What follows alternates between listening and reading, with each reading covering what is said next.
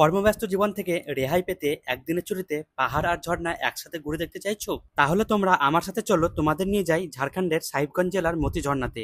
যেখানে পাহাড় আর ঝর্ণার সাথে সাথে রয়েছে গুহার মধ্যে একটা শিব মন্দির এবং প্রাকৃতিক সৌন্দর্যে ঘেরা দারুণ একটা পরিবেশ।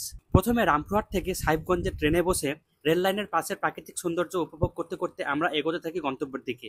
ঘন্টাখানেক পর পাহাড়াবা স্টেশন পার করলেই আমাদের চোখে পড়ে ছোট বড় অনেক পাহাড়। ফাইনালি মহারাজপুর স্টেশনে নেমে একটা অটো বুক করে আমরা এগোতে থাকি মতি ঝর্ণার দিকে। যাওয়ার রাস্তা ছিল প্রচন্ড খারাপ, কিন্তু সামনের ওই পাহাড় দেখে মনের সব বিষণ্ণতা দূর হয়ে যায়। এই মতি ঝর্ণার ফুল ডিটেলস ব্লগ আমার ইউটিউব চ্যানেলে আছে, তোমরা চাইলে দেখে নিতে পারো। 5 টাকা দিয়ে টিকিট কেটে একটু উপরে গেলেই আমাদের চোখে পড়ে মতি ঝর্ণা। ঝর্ণার এই দৃশ্য প্রথম দেখে আমি অবাক। বর্ষার এই সময়ে ঝর্ণা একদম জলে থই থই করছে। উঁচু পাহাড় থেকে ধেয়ে আসা সেই জল নিচে পড়ছে সশব্দে, আর সেই সঙ্গে গুড়ি গুড়ি জলকণা উড়ে এসে আমাদের গায়ে পড়ছে। সে দারুণ এক অনুভূতি। এখানে সবাই ঝর্ণায় স্নান করছে, আর আমি নিচেও সেই আনন্দ থেকে নিজেকে আটকাতে পারলাম না। ঝর্ণার পাশে রয়েছে মতিনাথ শিব মন্দির।